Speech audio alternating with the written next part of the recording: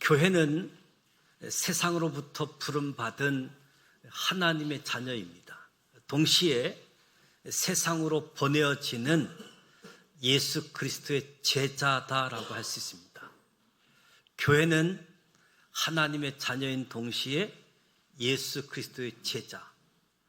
저와 여러분이 예수님께서 핏값으로 성령을 보내주셔서 예수님이 나의 구원자입니다, 예수님이 나의 주님입니다 고백함을 통해서 교회가 되게 하시고, 이렇게 고백하는 사람 한 사람 한 사람 하나님께서 모아주셔서 교회 공동체가 되게 하셨지요.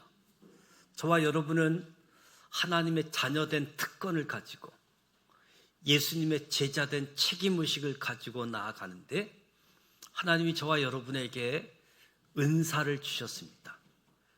각각 탁월하게 하는 은사가 주어져 있습니다.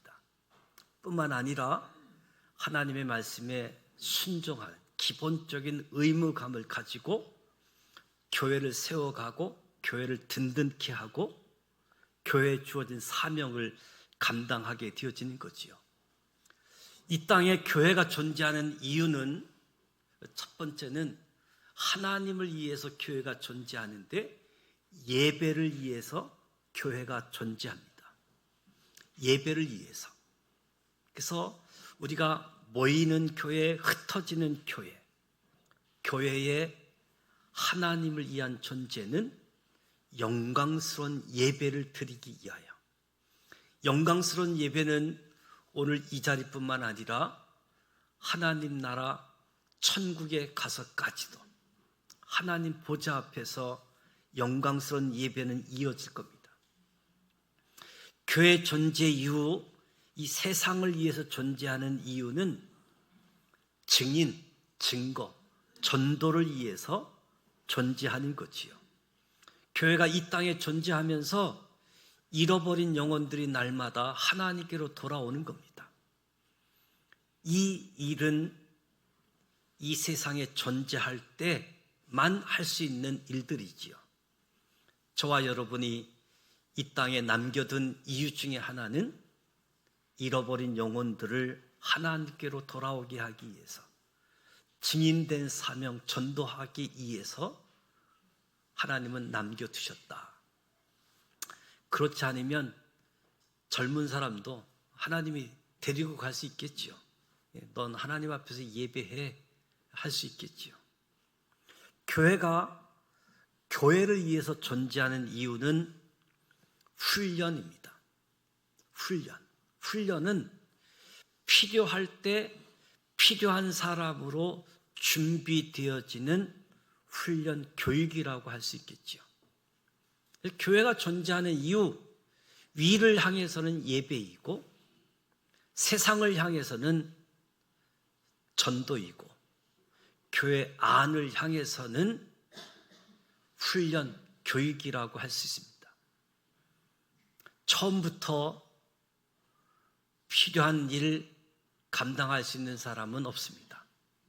다 준비되어지기까지 교육을 받고 훈련 받음을 통해서 필요할 때마다 그 필요한 일들을 감당하는 거지요. 그래서 교회가 존재하는 이유는 예배, 증거, 훈련이라고 할 수 있습니다. 우리 지산 믿음의 공동체가 영광스러운 예배의 축제가 되어지고 잃어버린 영혼들이 날마다 돌아오는 축제가 있고 훈련, 교육의 축제가 있는 교회가 되기를 원합니다. 우리 인간 사람에게는 세 가지 필요가 있습니다. 기본적인 필요, 일반적인 필요, 근본적인 필요가 있습니다. 기본적인 필요는 사람을 통해서만 채워질 수 있는 필요이지요. 사람을 통해서 채워지는 필요를 기본적인 필요. 사람들에게 인정을 받고 사람들에게 사랑을 받고 칭찬받고 존경받는, 사람을 통해서 채워져야 되는 기본적인 필요가 우리에게 있습니다. 일반적인 필요는 돈 있으면 해결되어지는 필요가 일반적인 필요이죠. 그러면 기본적인 필요, 사람들에게 인정받고 칭찬받고 인기가 많은 사람들, 일반적인 필요, 돈이 있어서 필요한 것을 다 해결할 수 있는 일반적인 필요가 채워진 사람들, 이 사람들은 만족한가? 이 사람들은 행복한가? 우리 주변에 인기인으로 알려져 있는 분들, 우리 주변에 돈을 많이 가지고 있는 분들, 그분들의 삶이 만족스러운가? 행복한가? 아니라는 거지요.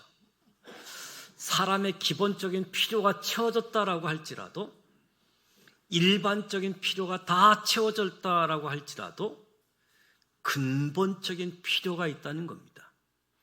근본적인 필요가 채워지지 않으면 만족함이 없다는 겁니다.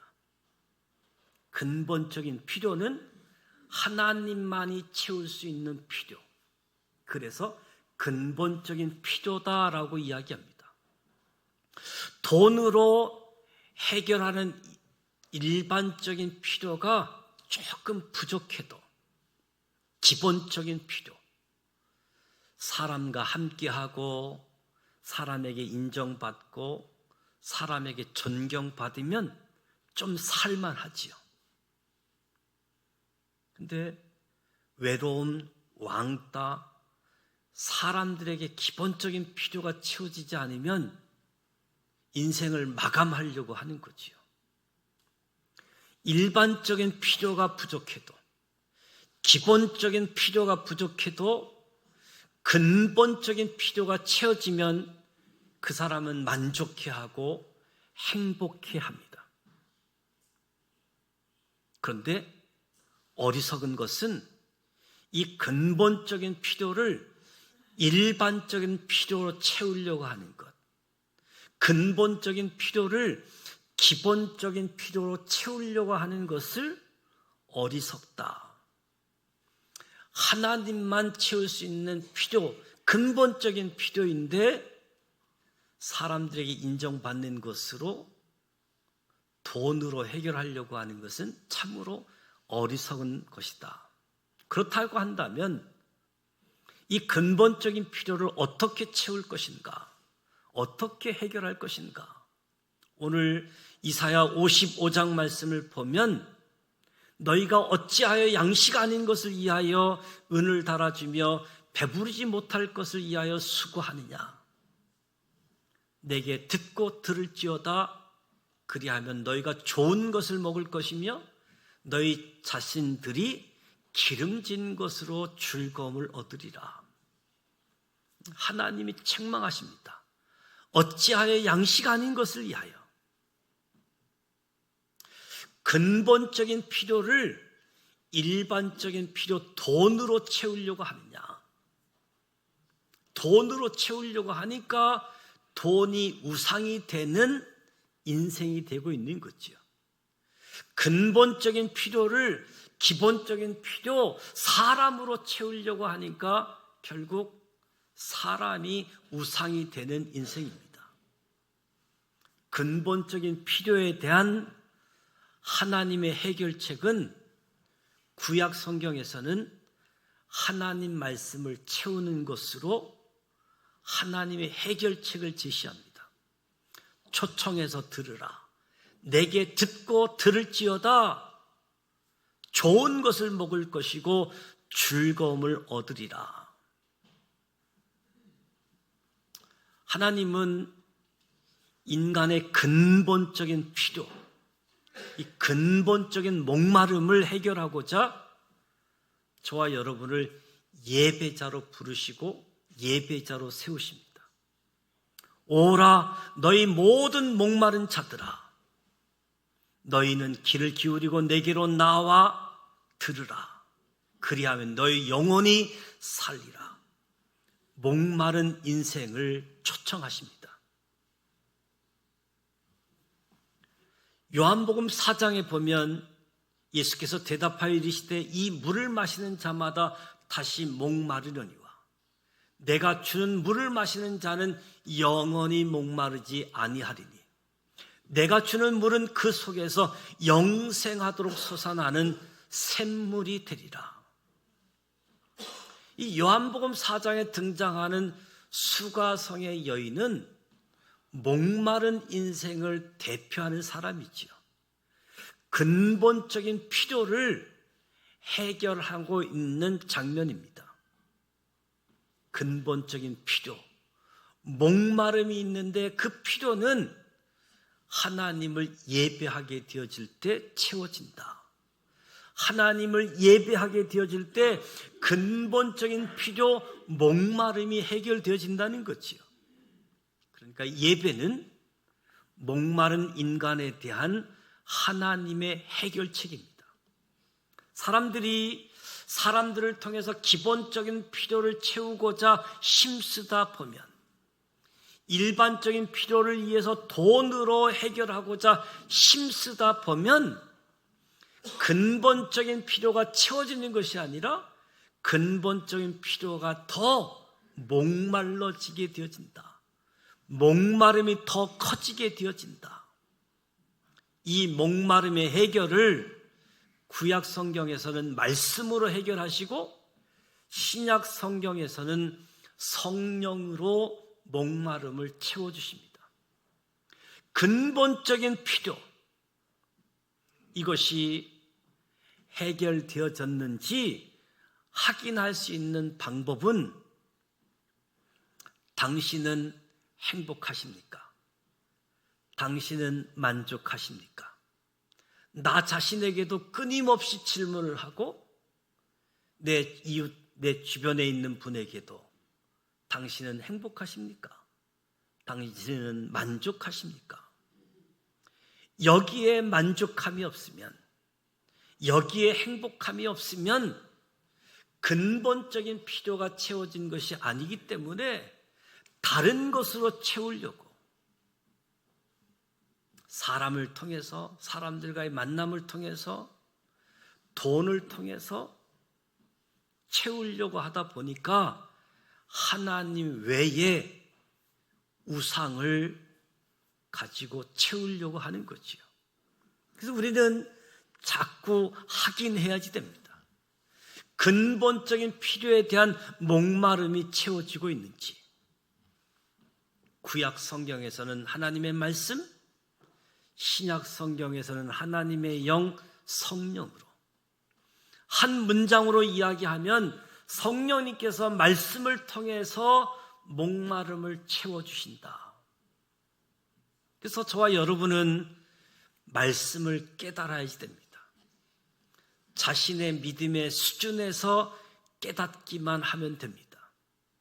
이 깨닫는 말씀이 나에게 만족감을 주고 행복감을 갖게 해주는 거지요. 우리가 어떤 사람과 하루를 보내도 그 사람을 통해서 깨닫게 되어지는 것이 많이 있는데, 하물며 주님과 매일매일 교제하고 동행하게 되어지면, 그분의 말씀을 듣고 그분의 말씀을 묵상하면 깨닫게 되어지는 것이 얼마나 많겠습니까? 깨달음 없이 산다라고 하는 것은 성령님 없이 살아간다는 것이지요. 사도 바울은 내 겉사람은 후패하나 속사람은 날이 갈수록 신선하다. 말씀을 깨닫는 것 자체가 그 사람에게 이미 성령이 역사하고 있다는 거지요. 깨달았다는 것 자체가 성령이 역사하는 증거입니다. 성령 없이는 깨달을 수 없게 되어지는 거지요.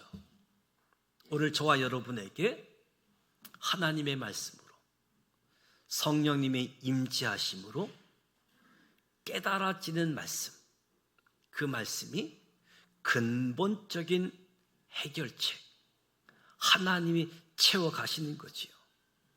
이 물을 마시는 자마다 다시 목마르려니와, 물을 마시는데 다시 목마르다, 중독성을 이야기하는 거지요.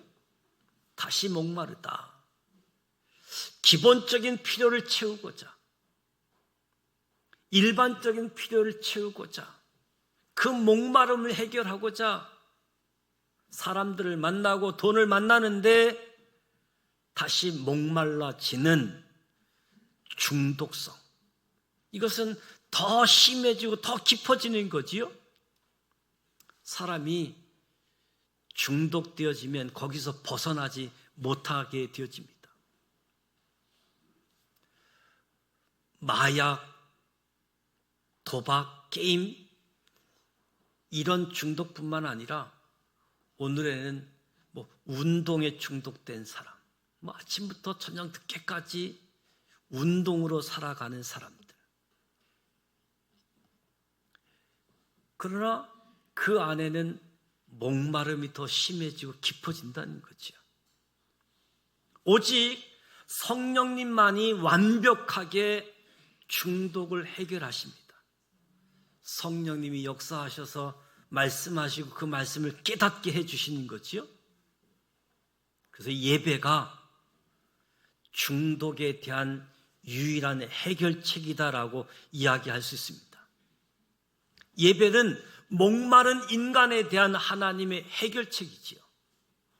예배가 무엇인가?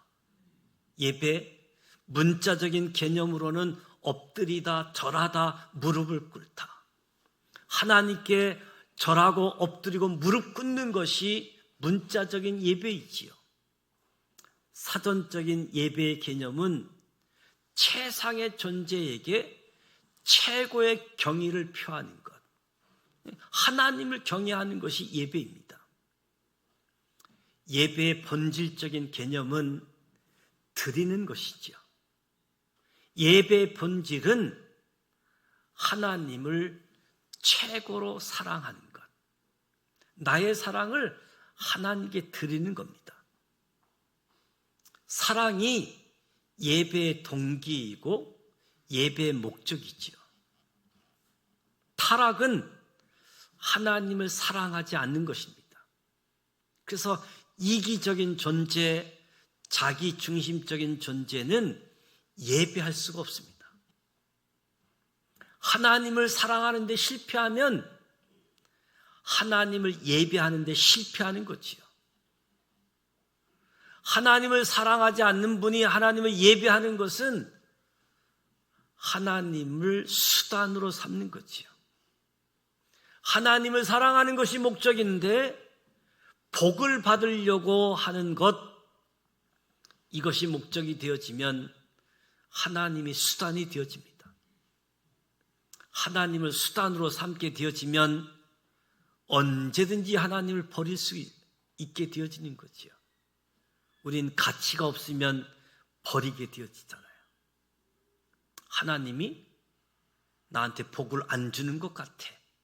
나한테는 가치가 없는 것 같아. 하나님조차도 버리게 되어지는 거지요. 예배는 결국 하나님을 사랑하는 것입니다. 하나님을 사랑하는 것이 예배의 본질적인 개념이다. 그런데 하나님을 사랑하는 이 예배가 변질되어지는 것을 우리는 우상이다라고 이야기할 수 있습니다. 성경은 간음을 가지고 우상을 설명합니다. 간음은 남편과 아내 사이에 다른 이성이 끼어드는 것을 간음이라고 하잖아요. 하나님과 나 사이에 끼어드는 것, 그것이 우상이라고 할 수 있습니다. 하나님을 사랑하는 것이 변질되어져서 우상을 사랑하게 되어지는 거지요. 사랑이 두 가지로 변질되는데 하나는 대상의 변질입니다. 하나님이 아닌 우상을 사랑하는 것. 남편과 아내를 사랑해야지 되는데 다른 대상을 사랑하는 사랑의 변질, 질의 변질, 부끄러운 사랑, 수치스러운 사랑. 남편, 아내를 사랑하면 만족하고 기쁨이 있고 자신이 있는데 다른 여자, 다른 남편, 다른 남자를 사랑하면 부끄러운 것이지요. 바로 대상이 변질되어진, 질이 변질되어진 것이 하나님을 예배하는 것에서 우상을 예배한 것이지요. 성경은 예배의 본질적인 개념을 창세기 22장에 설명합니다. 예배의 개념이 등장하게 되어지는데, 이에 아브라함이 종들에게 이르되 너희는 나귀와 함께 여기서 기다리라. 내가 아이와 함께 저기 가서 예배하고 우리가 너희에게로 돌아오리라. 저기 가서 예배하고, 모리아산 정상에서 아브라함이 한 일, 아브라함이 한 행위가 예배라고 이야기합니다. 모리아산 정상에서 아브라함이 한 일은 아들 이삭을 하나님께 드리는 일이었습니다. 사자가 이르시되 그 아이에게 내 손을 대지 말고 그에게 아무 일도 하지 말라. 내가 내 아들 내 독자라도 내게 아끼지 아니하였으니 내가 이제야 내가 하나님을 경외하는 줄 아노라.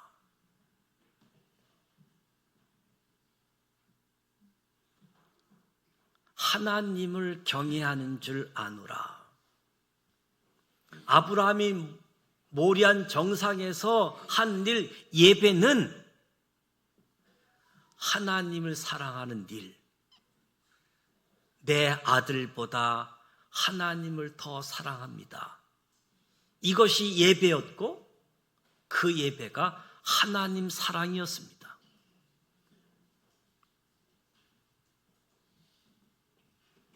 예배란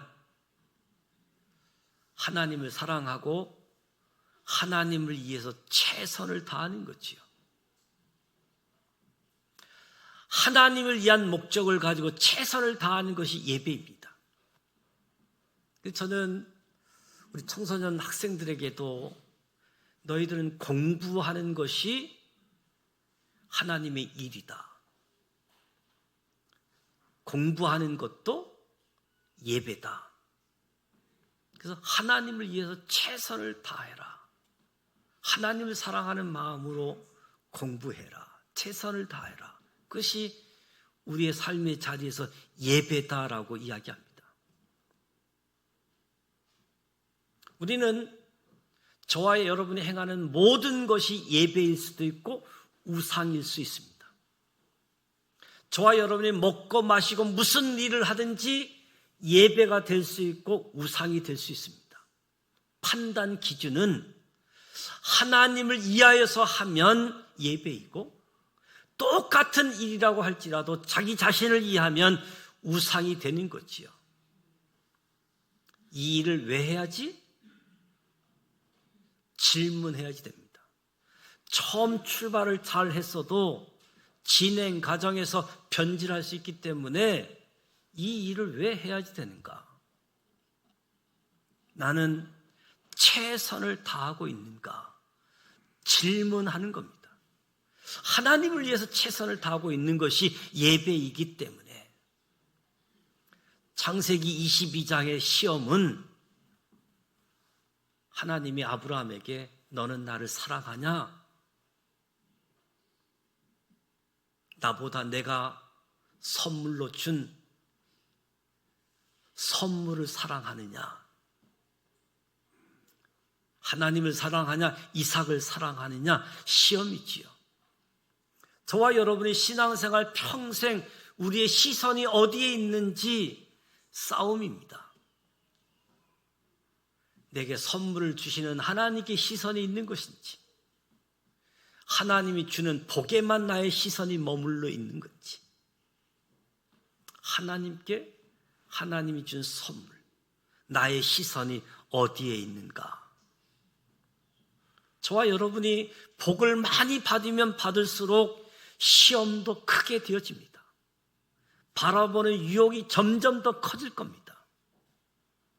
여간 조심하지 않으면 안 되는 우리의 시선, 복을 주시는 하나님, 하나님이 주신 복, 어디에 우리의 시선이 머물러 있습니까? 신학적 개념으로 예배는 하나님 계시에 대한 인간의 응답으로 예배는 순종이 예배다라고 이야기합니다. 기독교는 계시의 종교로 하나님이 아브라함에게 이삭을 번제로 바치라 이 계시가 있었고 아브라함은 이 계시 하나님의 말씀에 응답하는 순종, 말씀에 순종, 응답하는 것이 예배라는 거지요. 그러니까 순종은 하나님 사랑이고 하나님께 최선을 다하는 것이 순종입니다. 예배란 하나님을 사랑하고 하나님을 위해 최선을 다한 것. 하나님이 저와 여러분을 교회로 세우시고 예배자로 세우셨습니다. 저와 여러분을 예배자로 세우는 것은 하나님께 공급을 받도록, 하나님의 일 사역은 소비하는 것입니다. 그러니까 예배 없이 사역하는 것, 예배 없이 하나님 일을 하는 것은 결국 탈진하게 되어지는 거지요. 하나님께 공급받는 것이 없이 일을 하게 되어지면 탈진이 오게 되어집니다. 하나님이 공급해 주시는 힘으로 하나님의 일 사역을 건강하게 감당할 수 있는 거지요. 예배와 사역이 균형을 이루어 가게 되어집니다. 예배에 성공하지 못하면 사역도 성공할 수 없고 사역을 실패하게 되어지는 거지요. 우리 목회자 목사들이 잘못하면 예배를 진행하느라고 예배자가 되지 못할 수가 있습니다. 그래서 예배 진행자 목사가 더 위험한 거지요. 공급받지 않고 일을 하게 되어지면 탈진이 오기 때문에 하나님은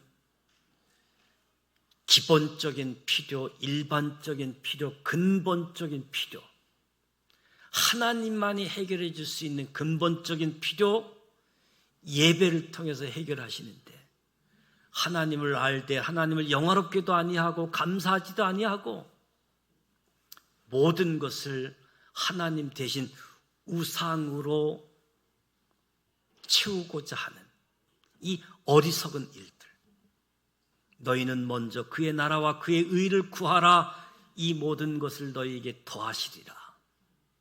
나의 계명을 가지고 지키는 자라야 나를 사랑하는 자니. 오늘 저와 여러분을 교회로 부르시고 하나님의 자녀된 특권, 예수님의 제자된 책임이시고 저와 여러분에게 주어진 은사를 가지고 어느 부분은 탁월하게, 어느 부분은 은사는 아니지만 기본적인 의무, 전도하는 일, 이웃을 사랑하는 이 일들 감당하면서 교회를 세우는 일, 하나님의 일을 감당함에 있어 먼저 하나님을 사랑하는, 하나님을 위해 최선을 다하는 성령께서 하나님의 말씀을 깨닫게 하실 때마다 행복하고 만족함이 주어지는 가운데 예배자로, 하나님의 사역자로 균형 있게 세움받는 우리 모두가 되시기를 주님의 이름으로 축복합니다.